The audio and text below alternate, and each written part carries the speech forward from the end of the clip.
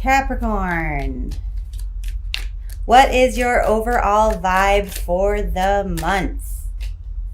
And it's the Magician in reverse. I think Taurus had a similar thing. So if you have heavy earth in your chart, Capricorn and Taurus specifically, you might want to go back and look at that.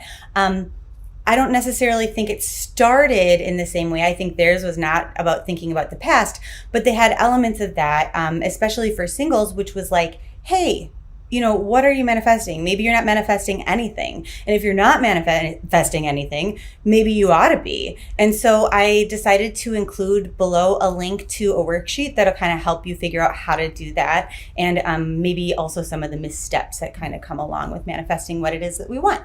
So I will make a note to self that maybe I should make a video on that. It's been a long time on my list. Hopefully I'll get to it sooner than later, but I guess we'll see. Okay. I don't like to guarantee anything I can't hold on to. But so yeah, the vibe is like, if we don't ask for things, if we don't know what we want, then how are we supposed to get them? So keeping that in mind as we move forward, will you find that pot of gold? What's up with your finances? And so the first thing that they say is like, if that's a focus, you can totally dominate in that regard. You have full control over what happens to your finances. So if things suck this month, it's not because something unexpected happened. It's because you didn't work hard enough, right? It's because you took a trip.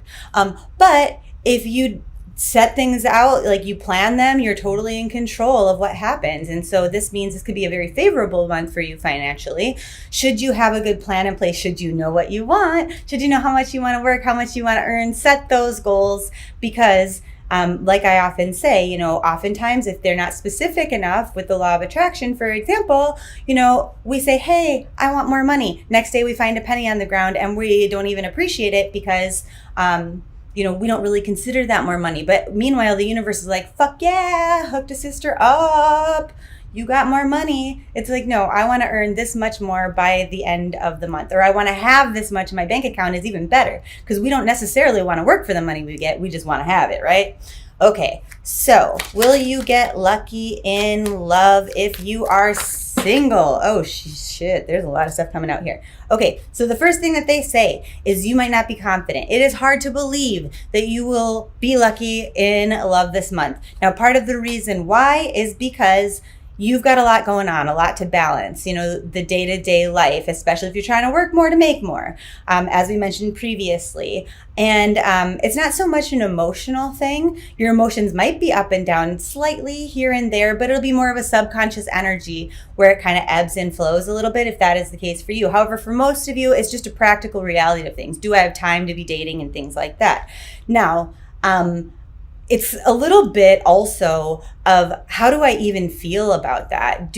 How do I feel about online dating, for example? Is my life maybe awesome right now without a partner? And so it's hard to get excited about looking for love. And so, slow and steady kind of wins the race here. If you decide that this is something that you want, it is okay to take your time, to take it slow, or to put it off until later months, all right?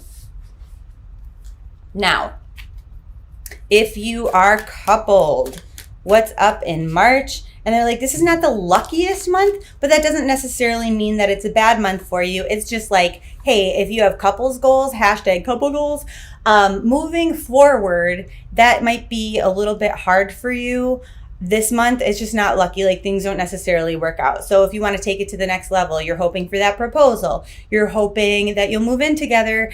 It's just like the timing is a little bit off this month, and it doesn't necessarily mean anything's wrong in your relationship. It's just like not the best time for it. And so this is also not a month in which you should be, oh, mother.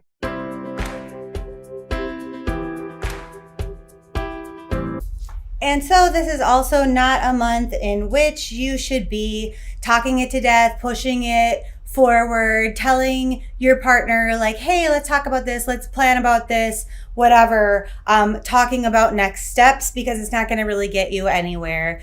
Just luck isn't in your favor. Like, even if your partner was like, hey, yeah, let's do this, you wouldn't be able to find the right house, the right apartment to move into together, okay? So, if you are, whoa, So here's some exciting stuff.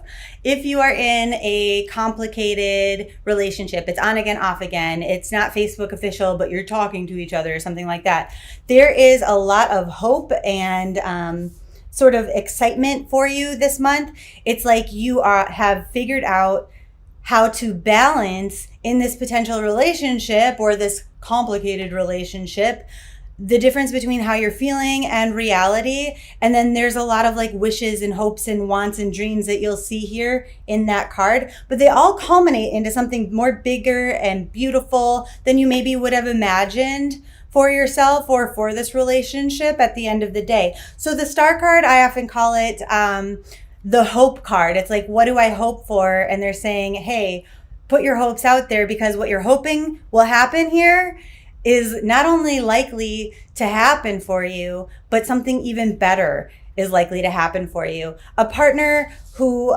somebody will be like, okay, not a partner. The person that you're dealing with here is likely to give more to you in this relationship than maybe they would have previously, whether that is of time, energy, love, attention, affection, whatever. This is the month to sit back and receive. And anything that you give to this situation, you should be getting back 6 to 10 fold. So the more conversations you start, the more attention you're going to get back and things like that. So that's really, really good news for you. Anything else for those in a complicated situation here? They're saying now, for those of you who choose to look at the negative side of this, maybe, as we mentioned, there's a lot of hope here.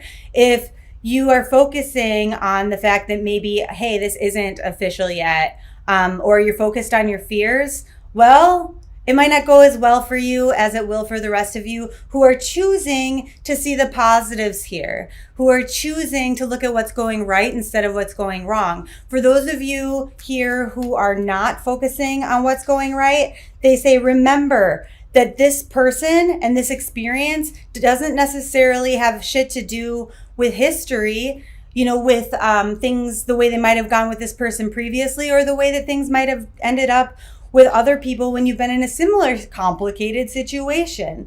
They're saying, don't take much from this as though it's, sort of your destiny or divine. It's supposed to be this way, because the only constant is change, right?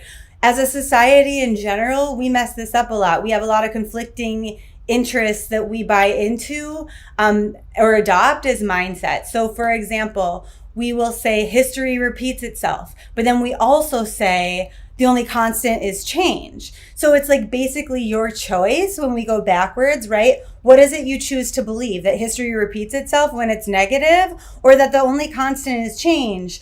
And so they're saying, whatever is going on here, it's going to be better for you if you spiritualize it, if you stay focused on the positive and what it is you desire and what you want, as opposed to, focusing here on what is going wrong. Like, it's basically a self-fulfilling prophecy, your attitude, because if you focus on what's going right here and what is good and the potential that it has, then you get that happily ever after, right? So awesome. So looking at where you need to push your luck to get ahead, what is it that you should be working to attract in your life? They're saying luck isn't in your favor this month. We kind of started with that actual energy or vibe. We're not necessarily going to get anything that we want this month just by sheer luck, right? This is a month of co-creation. What we do actually matters. What we work towards actually matters. Our mindset super fucking matters this month.